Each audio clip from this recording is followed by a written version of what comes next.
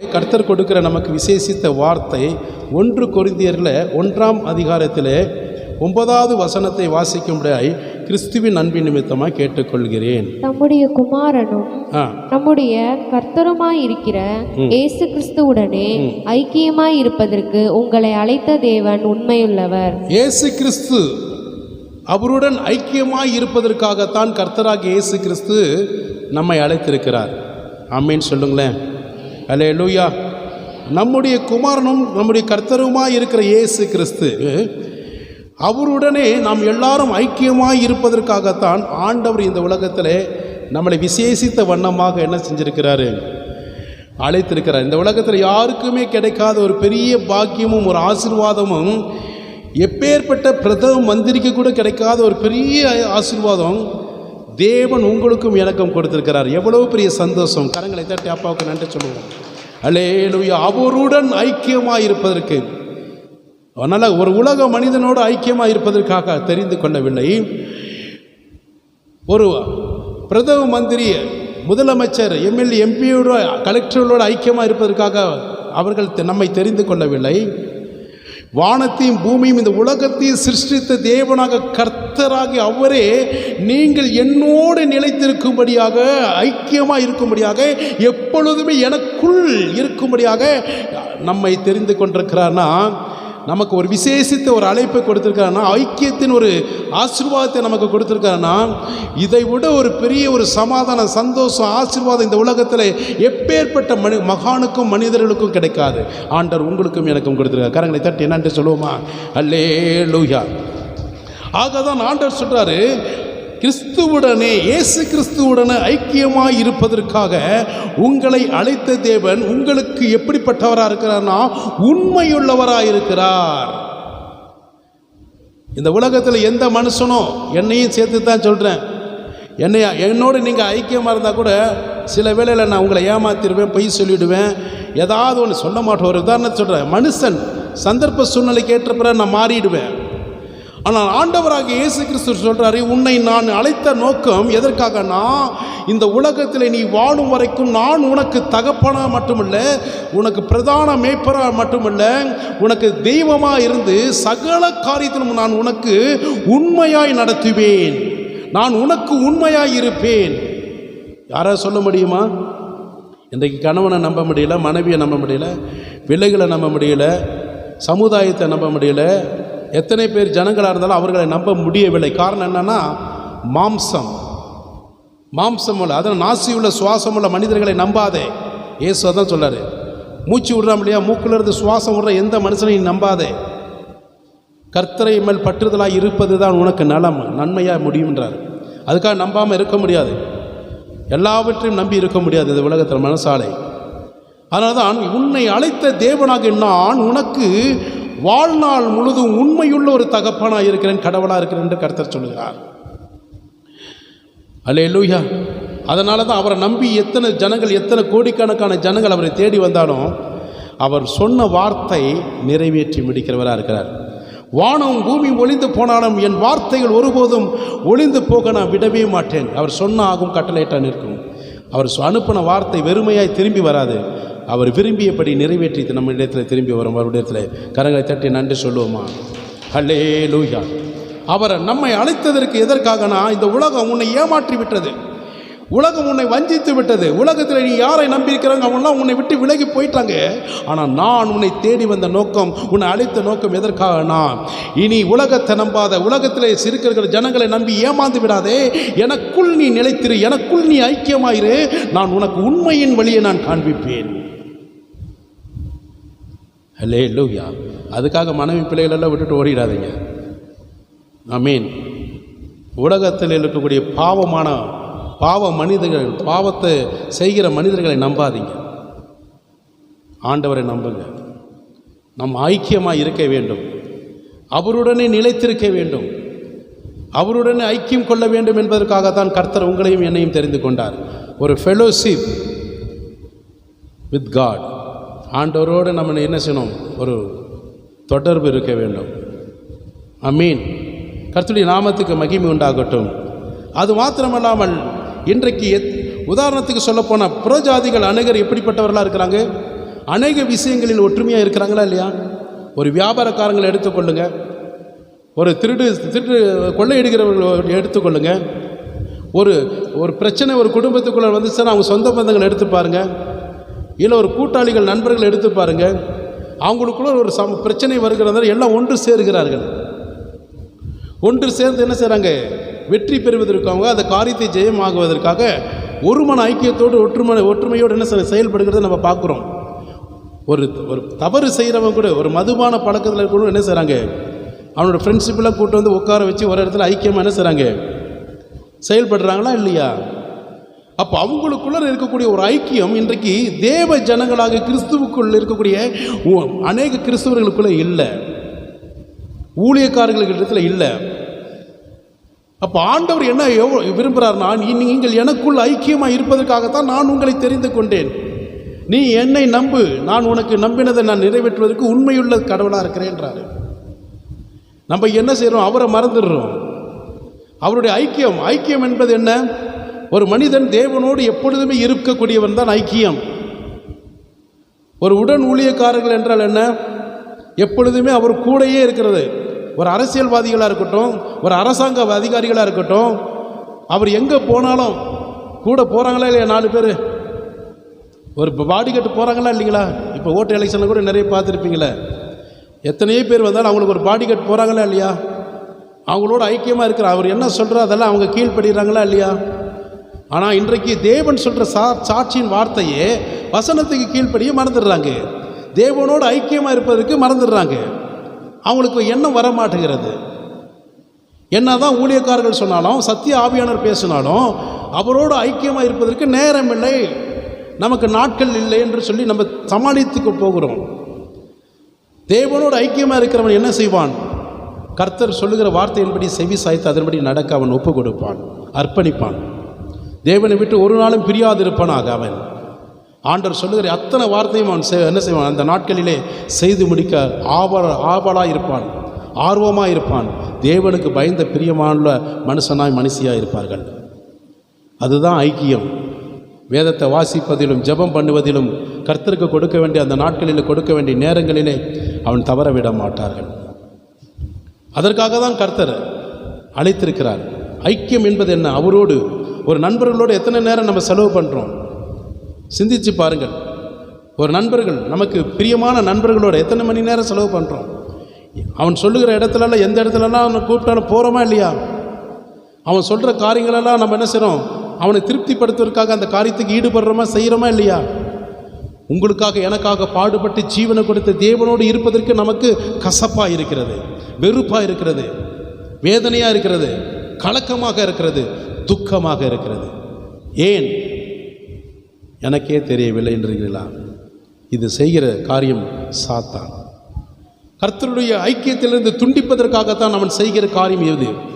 இவைகளை நாம் நினைத்து பார்க்க வேண்டும். நாம் தேவனோடு சஞ்சரிக்கிறவர்கள்.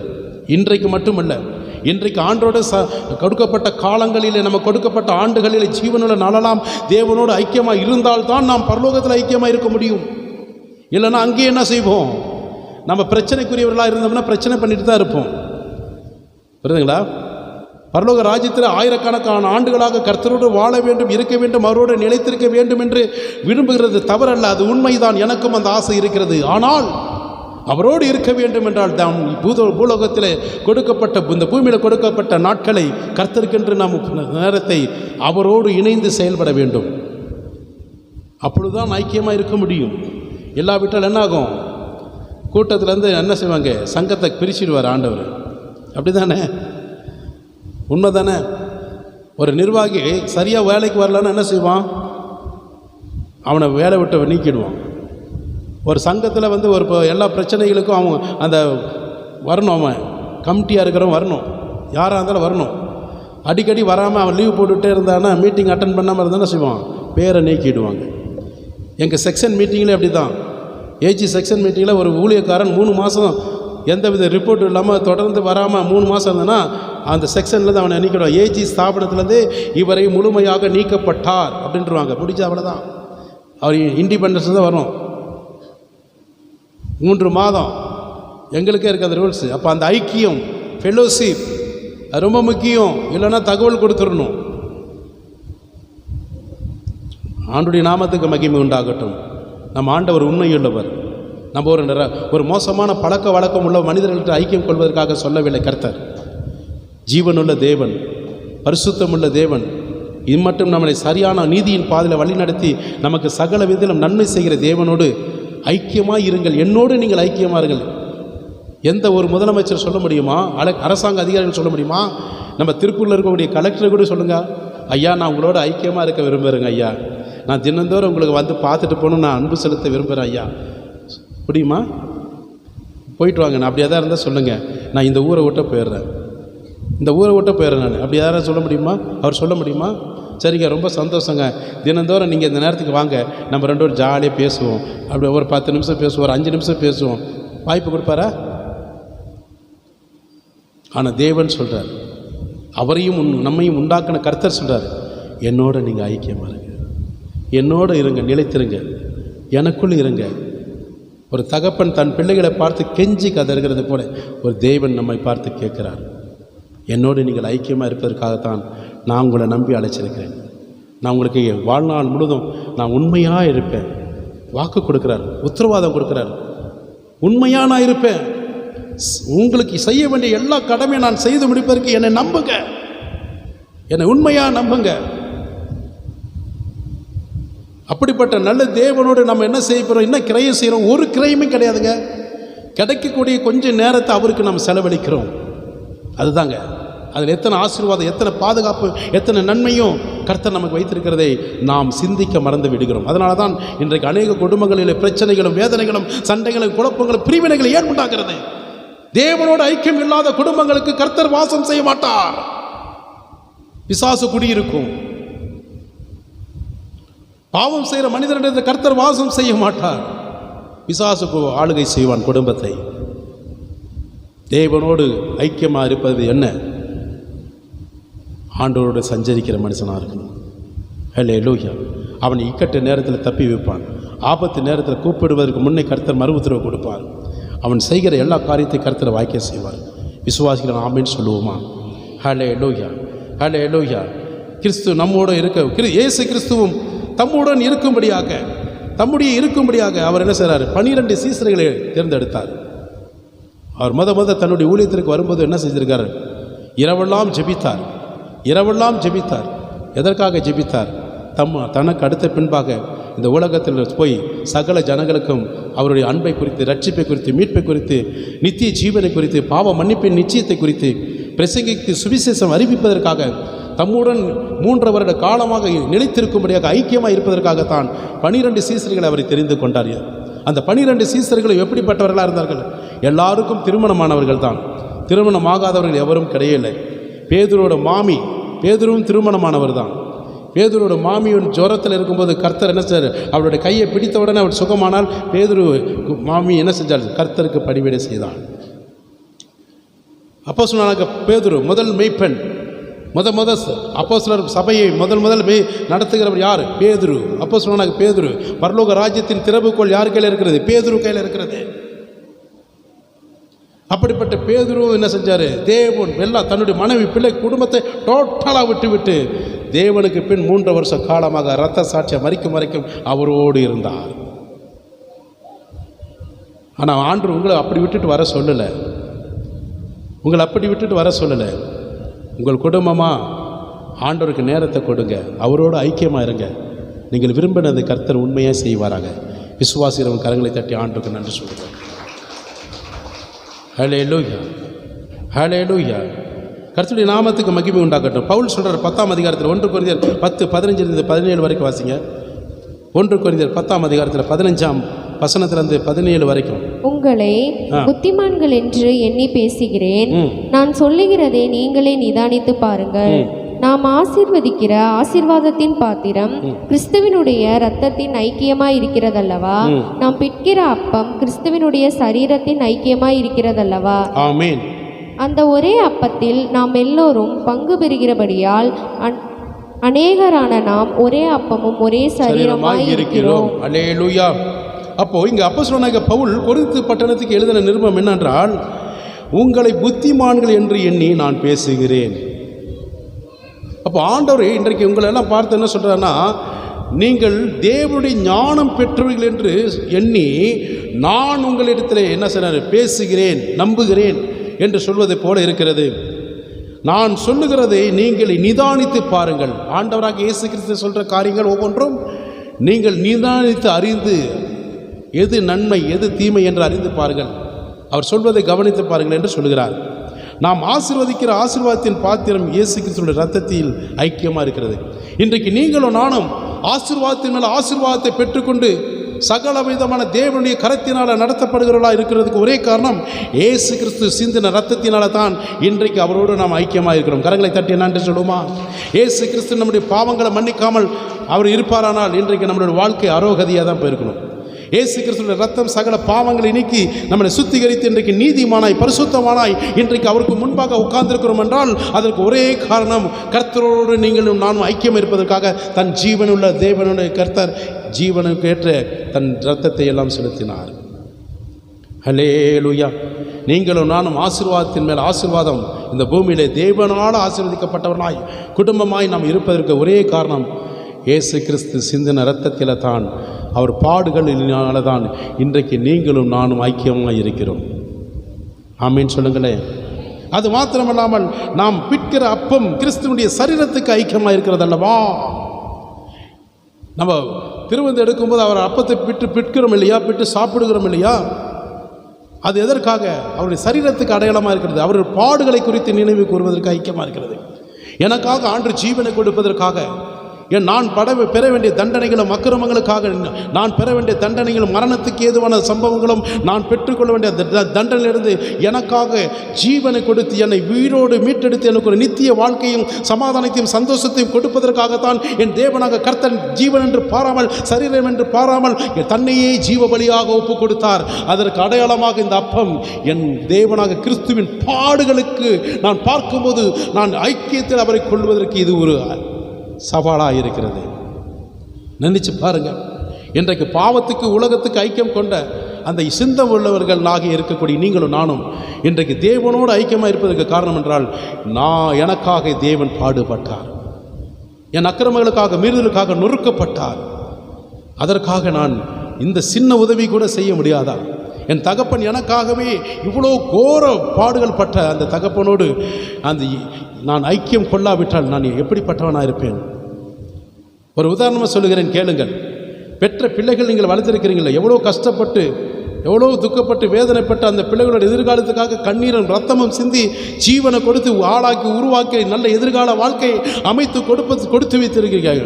ஆனால் பிள்ளைகள் திருமணமான பின்பாக தன்னுடைய பெற்றோர்களை மறந்து, அவங்க பெற்றோர்களை அடியோடு மறந்து துக்கப்படுகிற வேதனைப்படுகிற கண்ணீரின் பள்ளத்தாக்களை தள்ளும்போது அந்த பெற்றோர்களுடைய நிலைமை எப்படி இருக்கும்?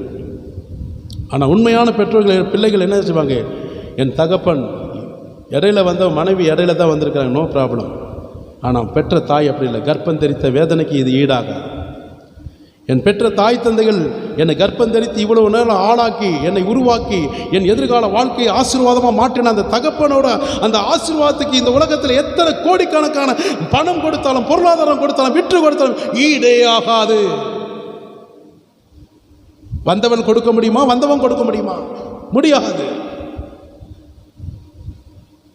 சாதாரண ஒரு பெற்றோர்களுக்கே பிள்ளைகளுக்கு இவ்வளோ ஒரு ஆசீர்வாதத்தை கொடுத்து அதுக்கே நம்ம இவ்வளோ பாடுபடுறோம், வேதனைப்படுறோம் அப்படின்னா பெற்றோர்களுக்கு செய்யாத கடமையை தேவனாக கிறிஸ்து தன் ஜீவனையே ஜீவ பலியாய் கொடுத்திருக்கார் என்றால் அவரோடு எவ்வளவு நம்ம ஐக்கியமாக இருக்க வேண்டும்.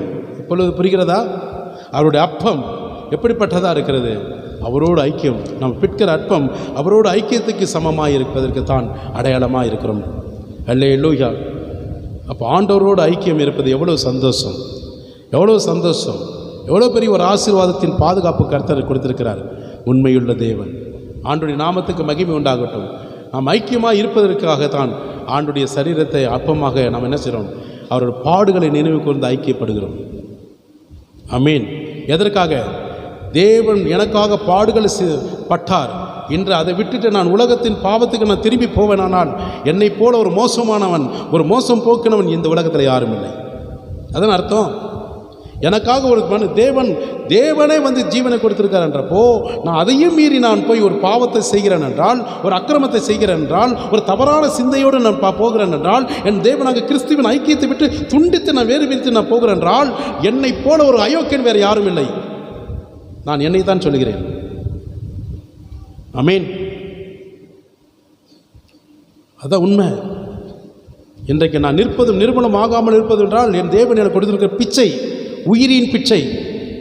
அதை நான் நினைவு கூற வேண்டும். அவரோடு நான் நினைவு கூர்ந்து ஐக்கியமாக இருப்பதற்காகத்தான் கர்த்தர் என்னை தெரிந்து கொண்டார். அதற்காக நான் சந்தோஷப்படுகிறேன், மகிழ்ச்சி அடைகிறேன். உங்களுக்கும் தான் கர்த்தர் அப்படி பேசிக் கொண்டிருக்கிறார். எனக்காக அல்ல, உங்களுக்கும் சேர்த்து தான் கர்த்தர் ரத்தம் சிந்தினார். மறந்துடாதீங்க. நாம் ரட்சிப்பதற்கு முன்னே உலக பாவத்திற்கு ஐக்கியமாக இருந்தோம், அப்படி தானே? ஆனால் இன்றைக்கு பாவ இருள் வாழ்க்கை கர்த்தர் நீக்கிவிட்டு நமக்கு ஒரு பரிசுத்த வாழ்க்கை என்று வெளிச்சத்தின் பாதையை கர்த்தர் நமக்கு கொடுத்திருக்கிறார். ஆமீன். வரமாட்டேங்குதே. வெளிச்சத்தின் பாதையில் யாரும் இல்லையா? இருந்தீங்கன்னா ஆமீன் சொல்லியிருப்பீங்களே. என்னை பாவ இருளில் பழக்கத்திலிருந்து மீட்டெடுத்து எனக்கு ஒரு வெளிச்சத்தின் பிள்ளையாய் என்னை மாற்றியிருக்கிறார். ஒளியின் பிள்ளையாய், கர்த்தருடைய பிள்ளை என்று உரிமை பாராட்டுவதற்காக, அப்பா பிதா என்று உரிமையோடு நான் சொல்வதற்கு, மார்த்தட்டி சொல்வதற்கு என்னை ஆண்டவர் அதிகாரத்தை கொடுத்திருக்கிறார். இந்த உலகத்தில் யார் சொல்ல முடியாது அப்படிப்பட்ட வார்த்தை? இயேசு கிறிஸ்து என் சொந்த இரட்சகர், இயேசு கிறிஸ்து என் பிரதான என்னுடைய மேய்ப்பர், இயேசு கிறிஸ்து என்னை உருவாக்கின அவருடைய வித்தின் தகப்பன், அவருடைய மகனா நான் நிற்கிறேன். இந்த உலகத்தில் யாருக்குமே கிடைக்காத அவரை அழைக்கத்தக்க அந்த புத்திர சுவாக அந்த வார்த்தை, அப்பா பிதா என்று அழைக்கக்கூடிய அந்த அதிகாரம் ஆண்டவர் எனக்கு உரிமையாய் கொடுத்திருக்கிறார். வேற யாராவது கூப்பிட சொல்லுங்க பார்ப்போம். மனம் திருந்தாமல் ஒரு மனுஷன் வந்து அப்பா பிதான்னு சொல்லி பாருங்க. அப்பா பிதாவே, அருமை ரட்சகரே அப்படின்லாம் பாட்டு பாடி என்ன கூப்பிட்டாலும் வருவாரா? மனம் திருந்தி அவரை முழுமையாக அழைக்கும் போது தான் காண்றோம், செவி சாய்ப்பார். அல்லேலூயா. கர்த்தருடைய நாமத்துக்கு நான் நன்றி செலுத்துகிறேன். அப்போஸ்தலனாகிய பவுல் சொன்ன வார்த்தை அதுதான். அப்போ எனவே 2 கொரிந்தியர் 6ஆம் அதிகாரத்தில் எடுத்துக்கொள்ளுங்கள், 14-18. 2 கொரிந்தியர் 6:14. நுகத்திலே அவிசுவாசிகளுடன் பிணைக்கப்படாதிருப்பீர்களாக.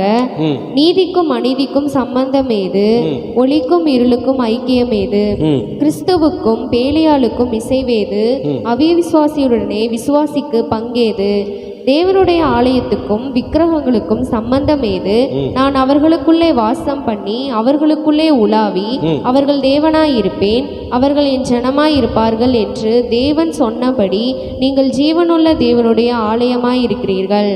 ஆனபடியால் நீங்கள் அவர்கள் நடுவிலிருந்து புறப்பட்டு பிரிந்து போய் அசுத்தமானதை தொடாதிருங்கள் என்று கர்த்தர் சொல்லுகிறார். அப்பொழுது நான் உங்களை ஏற்றுக்கொண்டு உங்களுக்கு பிதாவாயிருப்பேன், நீங்கள் எனக்கு குமாரரும் குமாரத்திகளும் இருப்பீர்கள் என்று சர்வ வல்லமையுள்ள கர்த்தர் சொல்லுகிறார். ஆமென். கரங்களை தட்டி நன்றி சொல்லுவோம் தேவனுக்கு. அந்நிய நுகத்திலே விசுவாசிகளுடன் பிணைக்கப்படாதிருப்பீர்களாக. திருமண காரிய விஷயத்தில் சொல்கிறேன். திருமண காரிய விஷயத்தில் இன்றைக்கு ஒரு டாக்டர்னா அடுத்தது என்ன செய்கிறான்? எனக்கும் டாக்டர். ஒரு டீச்சர்னா எனக்கு வரப்போகிற டீச்சராக தான் இருக்கணும். ஒரு இன்ஜினியர்னால் எனக்கு வரப்படுகிறது ஏதோ 1-2 தான் மாறும். அவங்களே என்ன செய்றாங்க, உத்தியோகத்தை கூட என்ன செய்கிறாங்க, சரிசமமாக எதிர்பார்க்குறாங்க. அப்படின்றப்போ அந்நிய நுகம் என்பது ஒரு தேவனை அறியாத ஜனங்கள், ரட்சிக்கப்படாதவங்க, பாவத்தில் இருக்கிறவங்க, உலகத்தின் அதிபதியோட பிள்ளைகளாக இருப்பார்கள். அந்த அந்நிய நுகத்தோட தேவனால் அழைக்கப்பட்டு தெரிந்து கொள்ளப்பட்ட ரட்சிக்கப்பட்ட நீங்கள் உங்கள் பிள்ளைகளுக்கு வரன்களை அந்த அந்நிய நுகத்தோடு சம்பந்தம் கலக்காதீங்கன்றாரு. அது தவறு. பிள்ளைகளோட எதிர்கால வாழ்க்கை பாதிக்கப்படும். பிள்ளையோட எதிர்கால வாழ்க்கை என்னாகும்? தேவனால் ஆசீர்வாதத்தை இழக்கப்படுவதற்கு நேரிடும். அதனால் உங்களுக்கு அந்த அந்நிய நுகம் என்ற அந்த புறஜாதிகளோடு பரிசுத்தவான்கள் இணைக்கப்படாதிருக்கிறார் என்று சொல்லுகிறதுக்கு அர்த்தம். நீதிக்கும் அநீதிக்கும் சம்பந்தம். அநீதி நிறைந்த இந்த உலகத்தில் நீதியை நிறைவேற்றுகிற நீங்களும் நானும் அந்த அநீதியோடு கலந்துக்கிட்டால் அந்த சுவாபம் உனக்குள்ளே வருமா வராதுங்களா? ஒரு திருடனோட நான் பழகும்போது அந்த திருட்டு பழக்கம் எனக்கும் வரும். ஒரு குற்றம் சாட்டிக்கிட்டே ஒரு மனுஷன் இருக்கான அவனோட நானும் கேட்டுட்டு அந்த குற்றத்தை கேட்டுட்டு இருந்தால் அந்த சுவாபம் எனக்கு வரும்.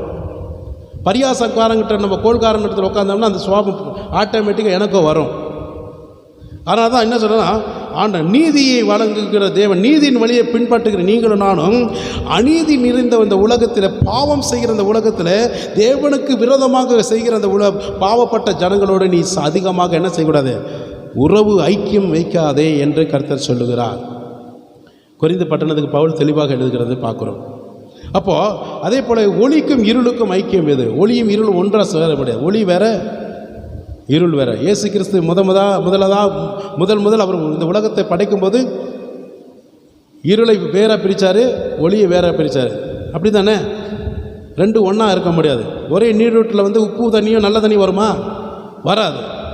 அதே மாதிரி தான் ஒளி வேற, இருள் வேற. இருள் என்பது ஒரு பாவத்தை குறிக்கிறது, வெளிச்சம் என்பது இயேசு கிறிஸ்துவின் பரிசுத்தத்தை குறிக்கிறது. கரங்களை தட்டி நன்றி சொல்லுவோமா? பரிசுத்த வாழ்க்கை. இருள் என்பது பாவ வாழ்க்கை, அது பிசாசனுடைய கிரிகளோட ஆவிகளுக்கு சேர்ந்தவர்கள் அப்படி செய்வார்கள். வெளிச்சம் என்பது தேவனுடைய பரிசுத்த நீதியின் வாழ்க்கை. அதனால தான் இருள் வேற, வெளிச்சம் வேற. இருள் என்பது சாத்தானுடைய குறிக்கோள்களுள்ள ஆட்கள், வெளிச்சம் என்பது தேவனுடைய புத்திரர்கள். நீங்களும் நானும் வெளிச்சத்தின் பிள்ளைகள். எத்தனை பேர் ஆமென் சொல்ல முடியும்? அல்லேலூயா. நீங்களும் நானும் உலகத்துக்கு வெளிச்சத்தின் பிள்ளைகளாக இருக்கிறோம். அநேக ஜனங்களுக்கு ஆசீர்வதிக்கப்பட்ட பிள்ளைகளாக இருக்கிறோம். ஆமீன். கர்த்தருடைய நாமத்துக்கு மகிமை உண்டாகட்டும். அதனால தான் இங்கே 16 வசனத்தில் தேவனுடைய ஆலயத்துக்கும் விக்கிரங்களுக்கும் சம்பந்தம் எது? தேவனுடைய ஆலயம், விக்கிரங்கள், தேவனுடைய ஆலயமாக இருக்கிற நீங்களும் நானும். அப்போ விக்கிரங்களை கொண்டு போய் உள்ளே வச்சுட்டு அதையும் செஞ்சுட்டு இதையும் செஞ்சுட்டு இருந்தால் எப்படி இருக்கும்? நமக்கு குழப்பம் வரும். அது வேற, நம்ம ஆண்டவர் வேற. நமக்கு ஒரே கர்த்தர் தான், ஒரே தெய்வம் தான். விக்கிரகங்களை கொண்டு போய் உள்ளரையும் செலுப்புங்க. சில பேர் என்ன செய்வாங்க, இதையும் செய்வாங்க அதையும் செய்வாங்க. நான் இதையும் கும்பிட்றேங்க அதையும் கும்பிட்றேங்கன்னுவாங்க. கேள்விப்பட்டிருக்கீங்களா? எல்லாமே எனக்கு கடவுள் தாங்க, எல்லாமே தெய்வம் தாங்க, எல்லா இயேசு சாமியும் நான் வணங்குறேங்க, பழனிசாமியும் நான் வணங்குறேங்க அப்படின்னு சொல்கிறாங்க. ஒரு தெய்வம் தான். ஆண்டவருடைய நாமத்துக்கு மகிமை உண்டாகட்டும். அப்போ எனவே சம்பந்தம், விக்கிரங்களுக்கு சம்பந்தம் இது. நான் அவர்களுக்குள்ளே வாசம் பண்ணி அவர்களுக்குள்ளே உலாவி அவர்கள் தேவனாக இருப்பேன், அவர்கள் என் ஜனங்களாக இருப்பார்கள் என்று தேவன் சொன்னபடி நீங்கள் ஜீவனுள்ள தேவனுடைய ஆலயமாக இருக்கிறீர்கள். அப்போ ஆண்டவராகிய இயேசு கிறிஸ்து அவரை சொந்த இரட்சகராக ஏற்றுக்கொண்டு உங்களுக்குள் அவர் நிலைத்திருப்பாரானால் அவர் உங்களுக்கு தேவனாக இருப்பார், நீங்கள் அவருக்கு பிள்ளைகளாக இருப்பீர்கள் என்று தேவனுடைய கர்த்தராகிய ஆலயமாக இருப்பீர்கள் என்று ஆண்டவரே சொல்லுகிறார். அதனால் ஆனபடியினால நீங்கள் அவர்கள் நடுவிலிருந்து புறப்பட்டு பிரிந்து போய் அசுத்தமானதை தொடர இருப்பீர்களாக என்று கர்த்தர் சொல்கிறார். அந்த உலக பழக்க வழக்கத்தில் இருக்கிற பாவ பழக்கத்திலிருந்து பிரித்து போய் அசுத்தமான காரியங்களுக்கு நீங்கள் ஈடுபடாதபடி நீங்கள் உங்களை தப்பிவித்து காத்து கொள்ளும்போது கர்த்தருடைய பிள்ளைகளாக இருப்பீர்கள் என்று கர்த்தர் சொல்கிறார். இந்த இடத்துல ஆண்டவர் தான் எல்லாமே சொல்லிட்டு வர்றாரு என்று கர்த்தர் சொல்கிறார். கடைசியாக பாருங்கள் 18ஆம் வசனம், அப்பொழுது நான் உங்களை ஏற்றுக்கொள்வேன் என்றார். என்றைக்கு என்னுடைய வார்த்தைக்கும் என் வசனத்துக்கும் செவி சாய்த்து அர்ப்பணித்து அதன்படி நீங்கள் அர்ப்பணித்து நடக்கிறீர்களோ, ஒப்பு கொடுக்கிறீர்களோ, அப்பொழுது நான் உங்களை என் மகளாக நான் என்ன செய்வேன், ஏற்றுக்கொள்வேன் என்றார். ஏற்றுக்கொள்வேன், அது மகளாக அவருக்கு சொந்தமான பிள்ளைகளாய் அவர் ஏற்றுக்கொள்வார். அதன் பின்பாக பாருங்கள், உங்களுக்கு பிதாவாய் இருப்பேன், தேவனாக கர்த்தராய் இருப்பேன், நீங்கள் எனக்கு பிள்ளைகளாக இருப்பீர்கள், மகளாக இருப்பீர்கள் என்று சர்வ வல்லமையுள்ள கர்த்தர் சொல்லுகிறார் என்று சொல்கிறார் பவுல். அல்லேலூயா. பவுல் சொல்வது போல தான் நானும் சொல்கிறேன். சர்வ வல்லமையுள்ள கர்த்தர் சொல்லுகிறார், நான் சொல்லலை. இந்த ஜான்சன் பின்டர் சொல்லுகிறேன்னு சொல்லலை, ஆண்டவர் சொல்லுகிறார். உங்களுக்கும் சொல்கிறார், எனக்கும் சொல்கிறார். அப்போது ஆண்டவர் என்ன சொல்கிறார்னா, என்னுடைய வார்த்தைகளை ஏற்றுக்கொள்ளும் போது, என் வசனத்துக்கு கீழ்ப்படியும் போது, நீங்கள் வெளிச்சத்தின் பிள்ளைகளாய் என் உபதேசத்தின் பிற நீங்கள் நடக்கும்போது, அப்பொழுது நான் உங்களுக்கு தேவனாக இருப்பேன், அப்பொழுது தான் நீங்கள் எனக்கு குமாரத்திகளாக இருப்பீர்கள் என்று ஆண்டவர் சொல்லுகிறார். நீங்கள் ஏற்றுக்கொள்வது ஏற்றுக்கொள்ளாமல் இருக்கிறது அது உங்கள் கையில் தான் இருக்குது. சொல்லிக் கொடுக்க வேண்டியது என் கையில் இருக்கிறது. அல்லேலூயா. ஆண்டவருடைய நாமத்துக்கு நான் மகிமை உண்டாகட்டும். அதே போல தான் தேவனுடைய அன்பும் பரிசுத்தும் ஆவியும் ஐக்கியமும் நமக்குள்ளே இருக்க வேண்டும். அது ஒரு ஐக்கியம் காண்பிக்கிறது. 2 கொரிந்தியர் 13:14 வருது, வாசிங்க. 2 கொரிந்தியர் 13:14. கர்த்தராகிய இயேசு கிறிஸ்துவினுடைய கிருபையும் தேவனுடைய அன்பும் பரிசுத்த ஆவியினுடைய ஐக்கியமும் உங்கள் அனைவரோடும் கூட இருப்பதாக. எல்லாரோடு இருக்க வேண்டும் என்று கர்த்தர் விரும்புகிறார். என்னென்ன விரும்புகிறாரு? கிறிஸ்துவினுடைய கிருபை, கர்த்தராகிய இயேசு கிறிஸ்துவினுடைய கிருபை நீ இழந்து போகக்கூடாது. கிருபையும் சத்தியம் உன்னை விட்டு விலகாதிருப்பதாக. நீதிமொழிகள் 3:3 சொல்லப்படுகிறது இல்லையா? கிருபையும் சத்தியமும் தேவன் உனக்கு கொடுத்திருக்கிற எல்லாவித ஆசீர்வாதத்தின் பாதுகாப்பும் கர்த்தருடைய வசனமாக உன் இருதயத்தில் வைத்திருக்கிற இந்த வசனத்தையும் விட்டு விலகாமல் ஜாக்கிரதை எச்சரிக்கை கவனமாக இருக்கும்படியாக கர்த்தர் சொல்லுகிறார். அப்போ கர்த்தராகிய இயேசு கிறிஸ்துவினுடைய கிருபையை நீ இழந்து போகாமல் காத்துக்கொள்ள வேண்டும். அல்லேலூயா. இரண்டாவது பார்த்துட்டீங்கன்னா அவருடைய அன்பு, ஆண்டவர் மேலே வச்சிருக்கிற அன்பு உலகத்தின் மேலே வச்சிருக்கிற அன்பு கிடையாது. உலகத்தின் மேலே அன்பு வச்சோம்னா வம்பா போயிடும். ஆனால் கிறிஸ்துவின் மேலே வைத்திருக்கிற அன்பு வேற. அல்லேலூயா. ஆண்டவர் மேலே வச்சிருக்கிற சிநேகம், அன்பு நிலைத்திருக்க வேண்டும். அதில் நிலைத்திருக்கணும். அடுத்தது பரிசுத்த ஆவியினுடைய ஐக்கியம் வேணும். ஆண்டவரோடு எப்பொழுதுமே உறவாடுகிறவளாக இருக்கணும். புரியுதுங்களா? ஒரு எக்ஸாம்பிள் சொல்லணும்னா, இப்போ நான் ஆண்டவரோடு ஐக்கியமாக இருக்கிறேன்னா இன்னொரு கூட உதவி சொல்லணும்னே. இப்போ என் மனைவி, கணவன் மனைவியாக பாஸ்டமாக நாங்கள் இருக்கிறோன்னா, என் மனைவி எனக்குள்ள ஐக்கியமாக இருக்கிறாங்க, அப்படி தானே? அவங்க எதை செய்தாலும் என்ன பண்ணாலும் என்ன செய்வாங்க? என்கிட்ட உத்தரவு கேட்பாங்க. எங்கே நான் கடைக்கு போகட்டுமா, ஊருக்கு போகட்டுமா, இல்லை வேறு ஏதாவது செய்யட்டுமா, என்ன ஆகாரம் உங்களுக்கு செய்யணும், உங்களுக்கு என்ன பிடித்தமான நான் செய்யணும், அது நீங்கள் சொல்லுங்கள். அவங்க செய்வாங்க. கேட்பாங்களா கேட்க மாட்டாங்களா? உங்கள் வீட்டிலலாம் நீங்கள் அப்படி தானே இருப்பீங்க. கணவரோட அனுமதியோடு தானே கேட்பீங்களா, இல்லை உங்கள் அனுமதியோட கணவதி கேட்பாரா? விசாரிச்சா தான் தெரியும், அப்படி தானே? அப்போ மனைவி என்ன செய்வாங்கன்னா, எனக்கு என்ன பிடிக்கும் என்ன பிடிக்காது அவங்களுக்கு நல்லா தெரிஞ்சிருந்தாலும் தெரியாவிட்டாலும் என்கிட்ட சில காரியங்கள் என்ன செய்வாங்க, அனுமதி இல்லாமல் எதையும் செய்ய மாட்டாங்க. எந்த காரியம் இருந்தாலும் என்னுடைய அனுமதி பெற்றுக்கொண்டு அதன் பின்பாக தான் அந்த காரியத்தை அவங்க செய்வாங்க, தவிர அவங்க இஷ்டத்துக்கு செய்ய மாட்டாங்க. அவர்கள் தான் புத்தி உள்ளவர்கள், ஸ்திரீ என்று சொல்லப்படுகிறது. அப்போது ஒரு கணவன் எப்படி கணவனுக்கு என்ன பிடிக்குமோ அதை செய்யும்போது அவங்க எந்த விதத்திலும் பாதிக்கப்பட மாட்டாங்க, எந்த விதத்தில் அவங்க நிந்திக்கப்பட மாட்டாங்க, அவமானப்பட மாட்டாங்க, எந்த விதத்திலும் அவங்க அந்த கணவன் குறை சுவாட்ட மாட்டான். அப்படி தானே? அதே போல தான் ஆண்டவராகிய இயேசு கிறிஸ்துவுக்கு அவர் சொல்லுகிற வார்த்தையும் உபதேசமும் கட்டளைகளையும் பரிசுத்த ஆவியானவருக்குள்ளே நான் நினைத்திருக்கிறேன் என்றால் அவர் என்ன சொல்லுகிறாரோ அதன்படி நான் செய்யும்போது என் வாழ்க்கையில் ஆசீர்வாதம் கிடைக்குமே தவிர சாபம் வராது. அப்போ ஆண்டவரோடு நான் ஐக்கியமாக இருக்கிறேன்னா நான் எதை செய்தாலும் கர்த்தராகிய இயேசுவே, நான் இந்த இடத்துலேருந்து நான் இப்பொழுது திருப்பூர் மாவட்டத்துக்கு போக போகிறேன், திருப்பூருக்குள்ளே ஒரு பர்ச்சேஸ் பண்ண போகிறேன், நான் ஊருக்கு போகிறேன், ஒரு விசுவாசியை பார்க்க போகிறேன், இல்லாட்டி நான் சபை நடத்த இங்கே வருகிறேன், ஆண்டவரே நான் போகலாமா வேண்டாமா? தாவீது அப்படி தான் சொல்கிறாரு. தன்னுடைய மனைவியை பிள்ளைகளெல்லாம் கொண்டு போய் அரெஸ்ட் பண்ணி வச்சிட்டான். ஆனால் இவன் என்ன செய்தான், சூட்டோட சூட போய் அவனை அடித்து தூக்கிட்டு மனைவி காப்பாற்றிட்டு வரலாம். ஆனாலும் ஆண்டவர்கிட்ட கேட்குறாரு, ஆண்டவரே இப்படி எல்லாம் கொண்டுட்டு போயிட்டாங்க, நான் மனைவி பிள்ளைகளெல்லாம் போயிடுச்சு, நான் காப்பாற்றலாமா, போகலாமா வேண்டாமா? போ. அதாங்க விசுவாசம், அதான் ஐக்கியம், கர்த்தரோட இருக்கிற ஐக்கியம். அதனால் என் இருதயத்துக்கேற்ற பிள்ளைன்னு சொல்கிறாரு. அப்போ ஆண்டவரோடு ஐக்கியமாக இருக்கிறவங்க என்ன செய்வாங்கன்னா, எந்த காரியம் செஞ்சாலும் தேவனோட கேட்கணும். அதனால தான் உங்ககிட்ட சொல்ல முடியல, கர்த்தருடைய ஆலயத்துக்கு கட்டுமான பணிக்கு நீங்கள் கொடுக்கணுன்னா கூட நான் சொல்கிறதுக்காக நீங்கள் கொடுக்காதீங்க, உங்கள் 2 பேரும் விசாரித்து அதன் பின்பாக ஜெபம் பண்ணிங்க, கர்த்தர் சொன்னால் செய்யுங்கன்னு சொன்னேன். இதுதான் உண்மை. புரியுதுங்களா? ஆண்டவர் உங்களோட பேசுனா, ஆண்டவர் உங்களுக்கு உத்தரவு கொடுத்தா செய்யுங்க, இல்லாட்டி செய்யாதீங்க. பாஸ்டருக்காக இறக்கத்துக்காக பாஸ்டர் சொல்கிற வார்த்தைக்காக செய்யாதீங்க. எத்தனை பேர் ஆமென்னு சொல்ல முடியும்? அப்போ தேவனோடு நான் ஐக்கியமாக இருக்கிறேன்னா கர்த்தர் என்ன சொல்கிறாரோ என்ன உணர்த்துறாரோ அதன்படி செய்கிறவன் தான் கர்த்தருடைய பிள்ளைகள். தன் இஷ்டத்தின் பிரகாரமாக போனால் எப்படி இருக்கும்? நீதிமன்றம் சொல்கிறாரு இல்லையா, சாலமோன் சொல்கிறார், தன் இஷ்டத்தின் விடப்பட்ட பிள்ளை தாய்க்கு சஞ்சலத்தை அவமானத்தை தேடி தரும். அதே மாதிரி தான் நம்ம இஷ்டத்தின் பிரகாரமாக கர்த்தருடைய ஐக்கியமாக இருக்கக்கூடிய நாமோ அவரை விட்டு நம்ம விலகி இஷ்டத்தின் பாதையில் நம்ம உலகத்தின் பாதையில் போகிறோம்னா தேவனை துக்கப்படுத்துகிற பிள்ளைகளாக இருப்போம். அதான் உண்மை. அப்போ நாம் என்ன செய்ய வேண்டும்? எதை செய்தாலும் கர்த்தருடைய அனுமதியோடு நம்ம செய்ய வேண்டும். ஏன்னா நம்மளை உண்டாக்குனவர் யார்? அவர் தான். நம்மளை நடத்துகிறவர் யார்? அவர் தான். நம்மளை உனக்கு போதித்து உன்னை நடத்த வேண்டிய வழியில் உன்னை நடத்துவேன்னு சொல்கிறார் இல்லையா? அப்போ நடத்துவேன்னு ஒருத்தர் வார்த்தை சொல்கிறாருன்னா அப்போ அவருக்கு நம்ம என்ன செய்யணும்? எல்லாவற்றிலும் கீழ்ப்படியணும். அல்லேலூயா.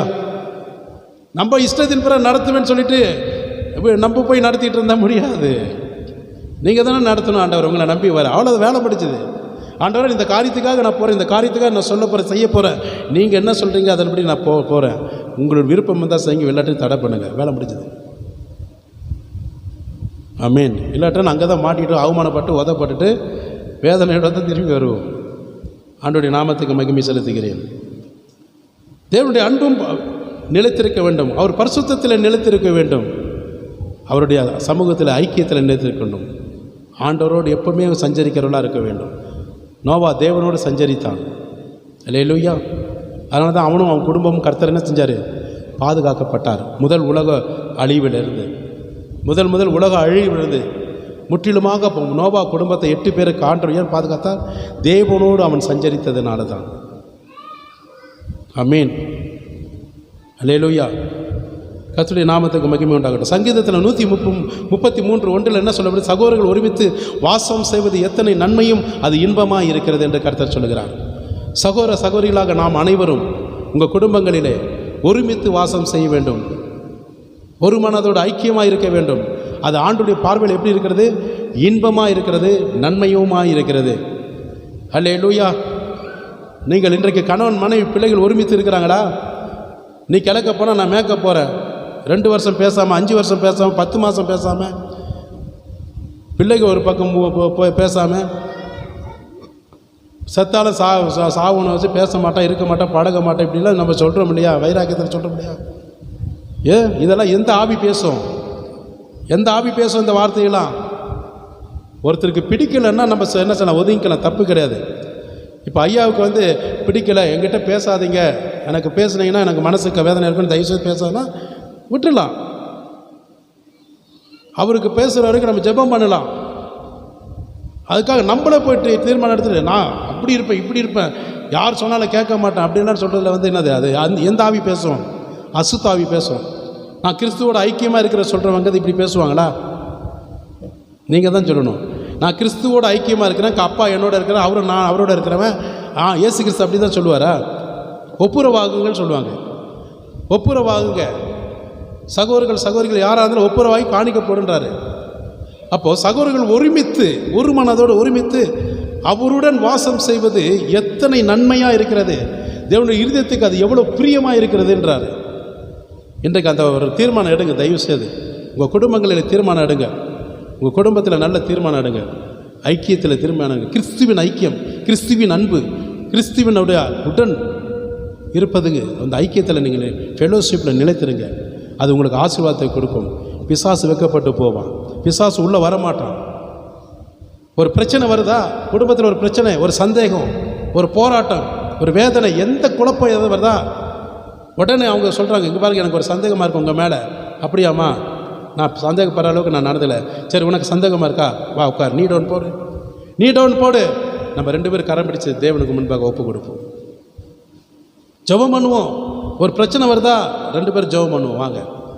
நமக்குள்ள கசப்பு வேற்றுமை வருதா, அதுக்கு இடம் கொடுக்காத வேண்டாமா? இடம் கொடுக்காதீங்க, தயவுசெய்து இடம் கொடுக்காதீங்க. ஆண்டோட அன்பை விட்டு நம்ம பிரிஞ்சு போவதற்காக ஆண்டோர் நம்மளை தெரிந்து கொள்ளவில்லை. அவர் உண்மையுள்ளவர், நிச்சயமாக நமக்கு பதில் கொடுப்பார். வாங்க 2 பேரும் உட்காருவோம், முழங்கால் போடுவோம், குடும்பமாக உட்காருவோம், முழங்கால் போடுவோம், கர்த்தருக்கு தெரியப்படுத்துவோம், ஒப்புரவாகும். சந்தேகத்தின் ஆவி எந்த ஆவியாக போயிடும். நம்ம அதை செய்கிறோமா? இல்லை. மற்றவங்ககிட்ட போய் சொல்கிறோம், அடுத்தவங்ககிட்ட போய் சொல்கிறோம், ஐயா என் குடும்ப பிரச்சனை கொஞ்சம் கவனிங்க. அவன் சொல்லுவான், உன் குடும்ப குறித்து பிரச்சனை பரவாயில்ல, என் குடும்ப பிரச்சனை அதை விட மோசமாக இருக்குது, அதுக்கு வழிவாசல் தெரியாமல் நான் அழைச்சிட்டு இருக்கிறேன், ரோடா பைத்தியமாக இருக்குன்னு சொல்லுவான். உலக மனுஷனுக்கு என்ன தெரியும்? பாவப்பட்ட மனுஷனுக்கு என்ன தெரியும்? பாவத்தை தான் செய்ய தெரியும். திருடனுக்கு என்ன தெரியும்? பொய் சொல்கிறவனுக்கு என்ன தெரியும்? அதை தான் தெரியும். ஆனால் நீதி தேவனாக கிறிஸ்துவக்கிட்ட போய் சொல்லி பாருங்க, உனக்கு விடுதலை கிடைக்கும், சமாதானம் கிடைக்கும், ஆசீர்வாதம் கிடைக்கும், நிம்மதி கிடைக்கும். நீ தேடும் நிம்மதி உலகம் தர முடியாது, இயேசு தருகிறார். கரங்களை தட்டி ஆண்டுக்கு நன்றி சொல்கிறேன். நீ தேடும் நிம்மதி இயேசு தருவார். எந்த மனுஷனும் கொடுக்க முடியாது. இந்த உலகத்தில் எப்படிப்பட்ட மகான்கள் கொடுக்க முடியாது, பேசிக்கொண்ட உங்கள் போதகரும் கொடுக்க முடியாது. எனக்கு நிம்மதி தருகிறவர் இயேசு தான். அல்லேலூயா. ஆண்டவருடைய நாமத்துக்கு மகிமை உண்டாகட்டும். ஒருமித்து வாசம் செய்ய வேண்டும். சகோதரர்கள் ஒருமித்து வாசம் செய்ய வேண்டும். அந்த ஒருமித்து என்பது என்ன? கிறிஸ்துவின் ஐக்கியத்தை காண்பிக்கிறது, கிறிஸ்துவின் உறவை காண்பிக்கிறது, கிறிஸ்துவோடு பழகிற ஒரு ஐக்கியத்தை காண்பிக்கிறது, உடன்படிக்கையை காண்பிக்கிறது. இதை பிசாசை பிரித்து விடுகிறான். இதை தான் பிசாசை செய்கிறான். அதற்கு இடம் கொடுத்துடாதீங்க. உங்களோட ஆசீர்வாதம் அவன் பிடுங்கி கொண்டு போயிடுவான். அல்லேலூயா. எபேசியர் புத்தகத்தில் எடுத்துக்கொள்ளுங்கள், 3ஆம் அதிகாரத்தில் 11:12. எபேசியர் 3:11. இயேசு கிறிஸ்துவை கொண்டு எல்லாவற்றையும் சிருஷ்டித்த தேவனுக்குள்ளே ஆதி காலங்கள் முதல் மறைந்திருந்த ரகசியத்தினுடைய ஐக்கியம் இன்னதென்று எல்லோருக்கும் வெளிப்படையாக காண்பிப்பதற்கு இந்த கிருபை எனக்கு அளிக்கப்பட்டிருக்கிறது. அல்லேலூயா. அப்போ ஆதி காலம் முதல் மறைந்திருக்கிற ரகசியத்தினுடைய ஐக்கியத்தை இன்னதென்று எல்லாருக்கும் வெளிப்படையாக காண்பதற்காக இந்த கிருபை எனக்கு ஆண்டவர் தெளிவாக கொடுக்கப்பட்டார். அவரை பற்றும் விசுவாசத்தினால அவருக்குள் நமக்கு தைரியமும் திட நம்பிக்கையோடு தேவனிடத்தில் சேரும் அந்த ஸ்லாக்கியம் நமக்கு உண்டாயிருக்கிறது. அப்போ அவரை பற்றுக்கொள்ளுகிற அந்த விசுவாசத்தால் அந்த அவரை பற்றுக்கொள்கிறன்னா அவரோடு ஐக்கியமாய் அவரை பிடித்து கொள்கிற அவரோடு நினைத்திருக்கிற அந்த ஐக்கியம் அவருக்குள் நமக்கு தைரியம் திட நம்பிக்கை இருக்கிறது. அல்லேலூயா. இது தேவனிடத்தில் சேர்க்கிற ஒரு ஸ்லாக்கியம் நமக்கு உண்டாயிருக்கிறது. அப்போ அவரை பற்றி கொள்ளுகிற அந்த விசுவாசம் அவருக்குள் நமக்கு தைரியமும் திட நம்பிக்கை நமக்கு இருப்பதனால தான் நம்ம என்ன சொல்றோம், தேவனிடத்தில் சேரக்கூடிய தேவனிடத்தில் ஐக்கியம் கொள்கிற அந்த பாக்கியம் நமக்கு உண்டாயிருக்கிறது. அல்லேலூயா. ஆண்டவருடைய நாமத்துக்கு நான் நன்றி செலுத்துகிறேன். அப்போஸ்தலனாகிய பவுல் சொல்லுகிறது பிலிப்பு நிருபத்துக்கு, அவருடைய பாடுகளில் ஐக்கியமாக இருப்பதற்கு எல்லாவற்றையும் நஷ்டம் என்று கருதுகிறவராக இருக்கிறார். அப்போஸ்தலன் சொல்லுகிற வார்த்தை பிலிப்பியர் 3:10-11 எடுத்து வாசிங்க. இப்படி நான் அவரையும் அவருடைய உயிர்த்தெழுதலின் வல்லமையும் அவருடைய பாடுகளின் ஐக்கியத்தையும் அறிகிறதற்கும் அவருடைய மரணத்திற்குப்பான மரணத்திற்குள்ளாகி எப்படியாயினும் நான் மரித்தோரிலிருந்து உயிரோடு எழுந்திருப்பதற்கு தகுதியாய் இருக்கும்படிக்கும் அவருக்காக எல்லாவற்றையும் நஷ்டம் என்று விட்டுவிட்டேன், குப்பையுமாக எண்ணுகிறேன். ஆமென். அப்போ அப்போஸ்தலனாகிய பவுல் பிலிப்பு நிருபத்துக்கு என்ன சொல்கிறான்னா, இப்படி நான் அவரையும் அவருடைய உயிர்த்தெழுதலின் வல்லமையும் அவருடைய பாடுகளையும் ஐக்கியத்தையும் அறிகிறதற்கு அவருடைய மரணத்துக்கு ஒப்பான மரணத்துக்குள்ளாகி எப்படியாலும் நான் மரித்தோரிலிருந்து உயிரோடு எழுந்திருக்கும்படியாக தகுதியாய் நான் இருக்கும்படியாக இருக்கிறார். அப்போ அவருடைய பாடுகளையும் அவருடைய எனக்காக பாடுபட்டார், எனக்காக ரத்தம் சிந்தினார், எனக்காக அக்கிரமங்களாம் சகித்தார். அப்படிப்பட்ட ஒரு நல்ல தேவனுக்கு நான் துரோகம் செய்து விட்டேன், நான் பாவம் செய்து விட்டேன், அவருடைய இருதயத்தை நான் தினந்தோறும் துக்கப்படுத்தி வேதனைப்படுத்தி விட்டேன் என்று அவன் பாவ உணர்வு என்ன செய்றான், அவன் பாவ மன்னிப்பு நிச்சயத்தை பெற்றுக்கொண்டு இயேசு கிறிஸ்துவே எனக்காக இவ்வளவு பாடுகள் அக்கிரமத்தை எல்லாம் சகித்தீரே, இனி நான் பாவமும் நான் செய்ய மாட்டேன், உலகத்தில் நான் வேஷம் தரித்தவனாய் வாழ மாட்டேன், இன்றைய உமக்காகவே நான் அடிமையாக இருக்கிறேன். உம்முடைய பாடுகளையும் மரணத்தை குறித்து நான் நினைவு கூர்ந்து உம்முடைய பாடுகளினாலே நான் உம்மோடு ஐக்கியமாக இருக்க விரும்புகிறேன். எதற்காக? மரித்தோரிலிருந்து உயிர்த்தெழுந்த தேவனாக கிறிஸ்துவே, நானும் உம்முடைய வருகையில் உயிர்த்தெழுந்து உம்மோடு இருக்கும்படியாக நான் எல்லாவற்றையும் சேகரித்ததெல்லாம் நஷ்டமும் குப்பை என்று எண்ணி உம்மோடு ஐக்கியமாக இருப்பதற்கு ஒரே காரணத்திற்காக நான் ஜீவனோடு உன்றைக்கு அர்ப்பணித்துக் கொண்டிருக்கிறேன்னு சொல்கிறேன். அல்லேலூயா. கரங்களை தட்டி ஆண்டவருக்கு நன்றி சொல்லுவோமா? எவ்வளவு சந்தோஷமான விஷயம், எவ்வளவு சந்தோஷமான விஷயம். கவனித்து பாருங்கள். இயேசு கிறிஸ்து எனக்காக பாடுபட்டார், எனக்காக நொறுக்கப்பட்டார், எனக்காக வேதனைப்பட்டார். நான் எவ்வளவு துக்கப்படுவதற்கு அவர் காரணமாக இருக்கிறார். நான் தண்டிக்க வேண்டிய விடத்தில் அவர் தண்டித்தார், அவர் பாடுகள் பட்டார். அந்த நல்ல உத்தம தேவனுக்கு நான் துரோகம் செய்து விட்டேனே, இனி அப்படி இருக்க மாட்டேன். ஆண்டவரே என்னை மன்னிங்க, இன்று முதல் நான் உலகத்தில் இருக்கிற எல்லாத்தையும் நான் விட்டுவிட்டேன், நான் சேகரித்த பணமெல்லாம் தூக்கி குப்பை என்று எண்ணி எல்லாம் உதறிவிட்டேன், இன்றை நான் என்னுடைய மரணம் வரைக்கும் உம்மோடு கூட இருப்பேன் என உங்கள் அன்பிலிருந்து என்னை விட்டு விலகாதபடி காத்துக்கொள்ளும் என்று அந்த ஐக்கியத்தின் அன்பை அவர் வெளிப்படுத்துகிறார். அவளும் திருமணமானவர் தான், புரியுதுங்களா? அவருடைய மரணம் எப்படி தெரியுமா? 69 நினைக்கிறேன், கழுத்து அறுக்கப்பட்டு இரத்த சாட்சியாக மரித்தார். ஒவ்வொரு அப்போஸ்தலர்களும் யோவானை தவிர பாக்கி எல்லாமே இரத்த சாட்சியாக தான் மரித்தார்கள். கொடூரமாய் பேதுரு சிலுவையில் இயேசு கிறிஸ்துவை போல அறைய பார்த்தாங்க. வேண்டாம், அவருக்கு சமமாக்காதீங்க, தலைகளாக என்னை அறைங்கன்னாரு. பேதுரோட மரணம் அப்படி சிலுவை மரணம், தலைகீழாக தொங்க விட்டு கொன்றாங்க. அப்போஸ்தலனாகிய பவுல் கழுத்து அறுக்கப்பட்டு, அதாவது ரம்பத்தில் அறுக்கப்பட்டு தான் அவர் மரணத்தை ஒப்பு கொடுத்தார். எதற்காக? உயிர் வாழ்வதற்காக அல்ல, இயேசு கிறிஸ்துக்காக நான் சந்தோஷமாக என் மரணத்தை ஏற்றுக்கொள்கிறேன். அல்லேலூயா. எவ்வளோ உத்தம மனுஷன், எவ்வளோ தேவன் மேலே வைத்திருக்கிற ஐக்கியம், சந்தோஷம், சமாதானம். இயேசு கிறிஸ்து அவர் பார்த்ததே கிடையாது. நீங்களும் நானும் எப்படி விசுவாசி? அதுதான் பேதுரு கூட அப்போ பார்த்துக்க, அவரும் உயிரோடு தான் இருக்கிறார். பேதுரு கூட இயேசு கிறிஸ்துவை பார்த்துருக்கலாம். அப்போ சொன்னாங்க, பவுல் இயேசுவை பார்த்தது கிடையாது. உங்களையும் போல என்னை போல தான் அவர் விசுவாசிக்கிறார். காணாமல் விசுவாசிக்கிற பேதுருக்கு இவ்வளோ பவுலுக்கு இவ்வளோ விசுவாசத்தின் வைக்கிற வைராக்கியத்தில் தான் தன் ஜீவனே கொடுத்தார். எதற்காக? ஆண்டவரே, நீர் வரும்போது என்னை நினைவு கூறுவீராக உங்கள் ராஜ்யத்தில், எனக்கு அது போதும், உங்களோடு நான் எப்பவுமே இருக்கணும். புரியுதா? அதான் ஒரு பக்தன் பாடுகிறாரு, உம்மோடு இருப்பதுதான் உள்ளத்தின் வாஞ்சையா, உம் சத்தம் செய்வதுதான் என் இதயத்தின் ஏக்கமையா. உம்மோடு ஐக்கியமாக இருப்பதற்கு, உன் விருப்பத்தை நிறைவேற்றுவது தான் என் ஏக்கம், என் விருப்பம், என் ஆத்மா தாகம். எத்தனை பேர் ஆமென் சொல்ல முடியும்? ஆண்டுடைய நாமத்துக்கு நான் நன்றி செலுத்தேன். 1 யோவான்டா 1ஆம் அதிகாரத்தில் 6-7 வாசிங்க, சீக்கிரம் நம்ம முடிக்க போறோம். அவரோடே ஐக்கியப்பட்டவர்கள் என்று சொல்லியும் இருளிலே நடக்கிறவர்களாய் இருந்தால் சத்தியத்தின்படி நடவாமல் பொய் சொல்லுகிறவர்களாய் இருப்போம். போதுங்க. அப்போ நான் இயேசு கிறிஸ்துவோட நான் ஐக்கியமாக இருக்கிறேன் என்று சொல்லியும் நான் இன்னும் பாவத்திலேயே நான் வாழ்ந்து கொண்டிருப்பேனால், அவருடைய சத்தியத்தின்படி நடக்காமல் இருப்பேனானால், அவர் வார்த்தையின்படி கீழ்ப்படியாமல் இருப்பேனானால், நான் இன்னும் பொய்யின் பிதாவின் மகளாக இருக்கிறேன் என்றுதான் அர்த்தம். அதான் உண்மை. ஐக்கியமாக இருந்தால் ஐக்கியமாக இருக்கணும்.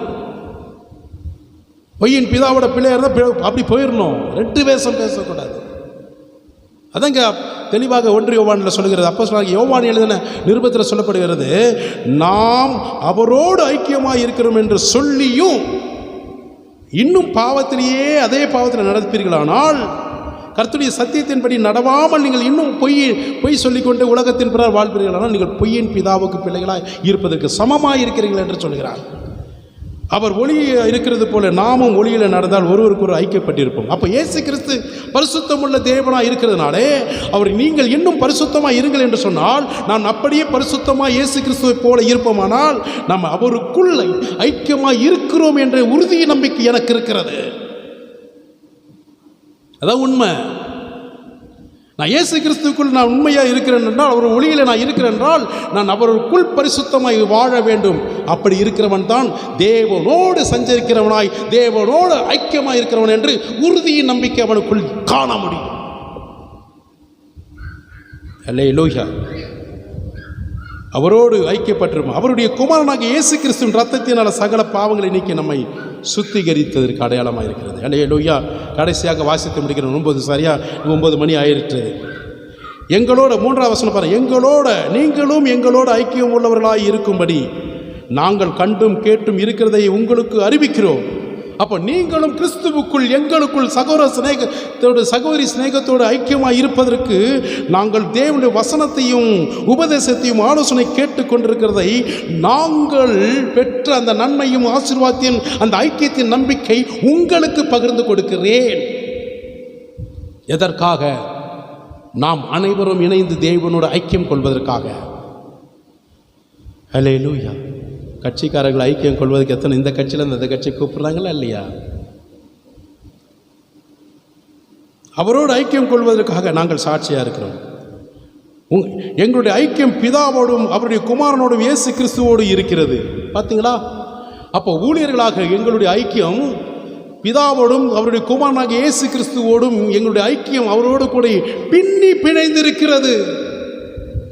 முப்பொருள் நூல் அறாது, பின்னி பிணைந்திருக்கிறது. ஒருவனும் கிறிஸ்துவின் அன்பை விட்டு பிரிக்க முடியாது, மரணம் சந்திக்கும் வரைக்கும், என்னுடைய மரணம் சந்திக்கும் வரைக்கும். அல்லேலூயா.